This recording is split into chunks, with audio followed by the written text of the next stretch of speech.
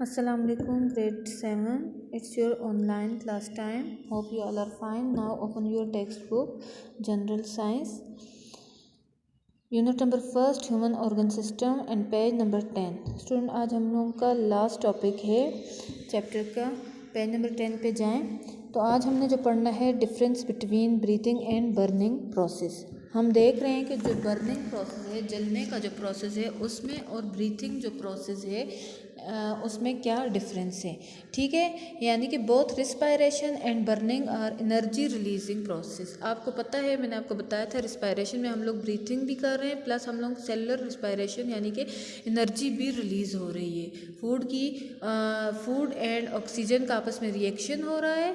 ठीक है, और इससे हम लोगों को क्या मिल रही है, एनर्जी रिलीज़ हो रही है। ठीक है, उससे एनर्जी मिल रही है।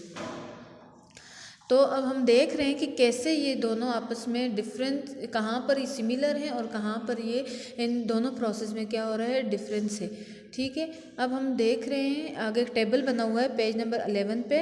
एक तरफ आपको बर्निंग प्रोसेस एंड एक वन साइड पे आपको ब्रीथिंग यानी कि रिस्पायरेशन प्रोसेस बताया गया है। फर्स्ट स्टेप है energy release is vigorous and not under control, यानी कि बर्निंग प्रोसेस में जो एनर्जी रिलीज हो रही है वो कंट्रोल में नहीं होती, अंडर कंट्रोल नहीं होती, काफ़ी रिलीज़ हो रही होती है। नेक्स्ट स्टेप है साथ ही ब्रीथिंग में कि इसका कि energy release it's slower and under control. Energy जो है ये कौन सा प्रोसेस है, इसमें स्लोअर प्रोसेस है, थोड़ा थोड़ा रिलीज़ हो रहा है, स्लो रिलीज़ हो रहा है और कंट्रोल में होती है। इसके अलावा हम लोग बर्निंग प्रोसेस में देखते हैं energy is release in the form of heat and light. तो आप सबको पता है जब कोई चीज़ जल रही होती है तो वो क्या हो रही होती है, हीट एंड लाइट की फॉर्म में, यानी कि हम लोगों को आग जो नज़र आ रही होती है हीट उससे मिल रही होती है और नज़र जो आ रही है वो यानी कि लाइट की फॉर्म में। इसी तरह अगर हम लोग ब्रीथिंग या रिस्पायरेशन प्रोसेस में हम बात करते हैं, energy is release in the form of heat and energy rich compound. एक तो इससे हमें हीट मिल रही है, लेकिन प्लस हमें एनर्जी मिल रही है, एनर्जी रिच कंपाउंड हम लोगों को मिल रहे हैं। और इसके बाद बर्निंग प्रोसेस कब होता है, टेक प्लेस इन एयर और ऑक्सीजन। जब बर्निंग प्रोसेस कहाँ पर, एयर हो और ऑक्सीजन प्रेजेंट होगा तभी आग लगेगी, तभी बर्निंग प्रोसेस होगा। जबकि ब्रीथिंग प्रोसेस जो होता है वो हमेशा सेल के अंदर हो रहा होता है। ठीक है, a single step process. Burning process ये है कि हमने आग जलाई और आग जल गई। ठीक है, यानी कि हम लोगों ने सिर्फ एक स्टेप करना होता है। और ब्रीथिंग, जब ब्रीथिंग या रिस्पायरेशन प्रोसेस में ये मल्टी स्टेप प्रोसेस है, यानी कि हम लोग एयर इनहेल करते हैं, ऑक्सीजन लंग्स के थ्रू ब्लड में जा रही है और फिर हम लोगों को जो डाइजेस्टिव सिस्टम से फूड हम लोगों की जो है वो और ऑक्सीजन आपस में रिएक्शन कर रहा है और हमारे पास क्या हो रही है, एनर्जी आ रही है। तो ये डिफरेंट स्टेप से गुजर के ये प्रोसेस हो रहा होता है। बर्निंग प्रोसेस में कोई इंजाइम इन्वॉल्व नहीं होता, जबकि ब्रीथिंग प्रोसेस में इंजाइम इन्वॉल्व होते हैं। ठीक है, बर्निंग प्रोसेस में ये आपको मैंने पहले ही बताया, एनर्जी काफ़ी मोर एनर्जी रिलीज हो रही होती है, जबकि ब्रीथिंग प्रोसेस में एनर्जी होती है वो लेस रिलीज अमाउंट में रिलीज़ हो रही होती है। और बर्निंग प्रोसेस जो होता है वो हाई टेम्परेचर पे होता है, जबकि ब्रीथिंग प्रोसेस जो है वो हमारे पास क्या होता है, बॉडी टेम्परेचर पे डिपेंड करता है, बॉडी टेम्परेचर पे हो रहा होता है।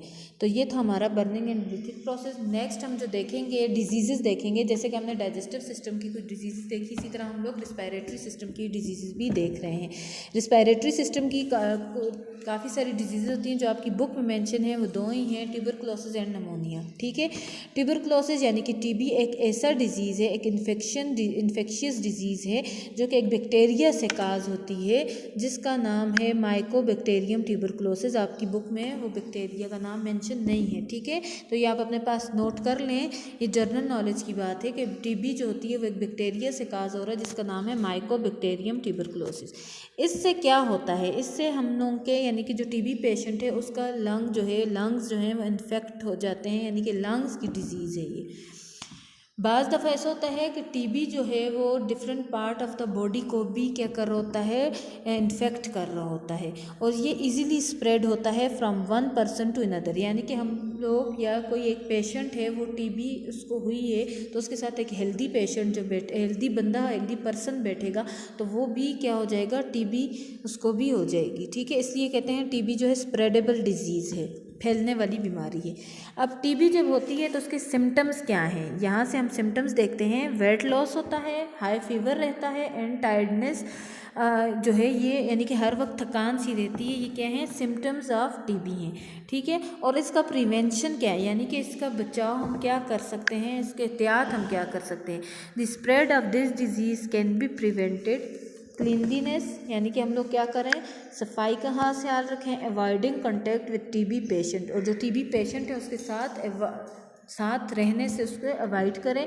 एंड इसके अलावा हम लोग इसकी वैक्सीनेशन कर सकते हैं, ठीक है। इसके अलावा ट्रीटमेंट की हम बात करते हैं, यहाँ पर हम हेडिंग ट्रीटमेंट की देंगे। ट्रीटमेंट जो है ऑफ टीबी जो है ये कब यानी कि कैसे पॉसिबल है, जब हम लोग कंप्लीट कोर्स करते हैं, जो पेशेंट होता है टीबी का वो कंप्लीट कोर्स करता है टीबी का, एंटीबायोटिक डॉक्टर्स को देते हैं।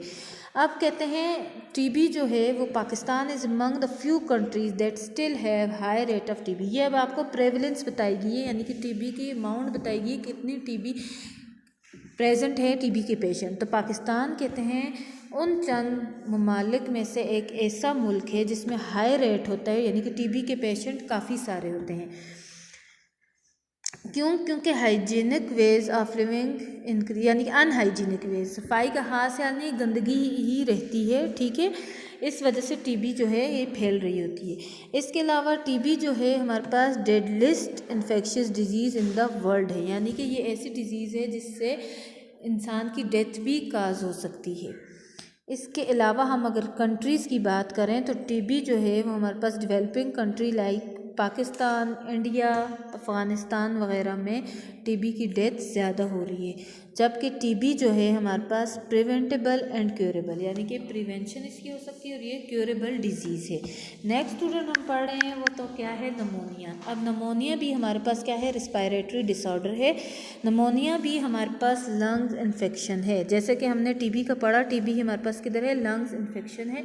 इस तरह नमोनिया भी लंग्स इन्फेक्शन ही होता है, यानी कि हमारे फेफड़ों में ही इन्फेक्शन हो रहा है। ये भी एक बैक्टीरिया की वजह से काज होता है, फंजाई की वजह से एंड वायरस की वजह से।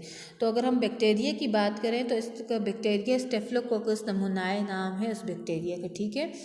अब जब जिस इंसान को, जिस बंदे को टीबी नमोनिया हो रहा है उसको, यानी कि उसके सिम्टम्स क्या होंगे, तो फ्लू और कोल्ड, यानी कि उसको फ्लू होगा या ठंड लगेगी और उस बंदे को इजीली नमोनिया हो जाएगा, ठीक है।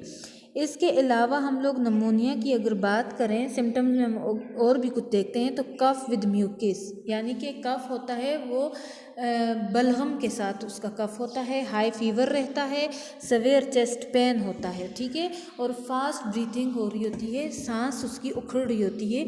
जैसे कि अब कोरोना वायरस भी एक टाइप है नमोनिया की, ठीक है।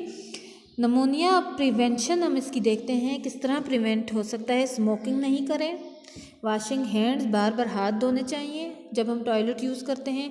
Keeping away from people who suffering from pneumonia, उन लोगों से दूर रहें जिनको नमोनिया है, ठीक है, और इसके लिए वैक्सीनेशन दी जाती है। तो स्टूडेंट आपको ये पता होगा जो सिम्टम्स मैंने पढ़ी और जो प्रिवेंशन मैंने पढ़ी, सेम इसी तरह हम लोग कोरोना के लिए कर रहे हैं कि कोरोना वायरस भी उन लोगों को ज़्यादा हो रहा है जिनका एक तो इम्यून सिस्टम वीक है, दूसरा जिनको लंग्स का प्रॉब्लम है, जो लोग स्मोकिंग बहुत कर रहे हैं उनको काफ़ी जल्दी अटैक कर रहा है, ठीक है।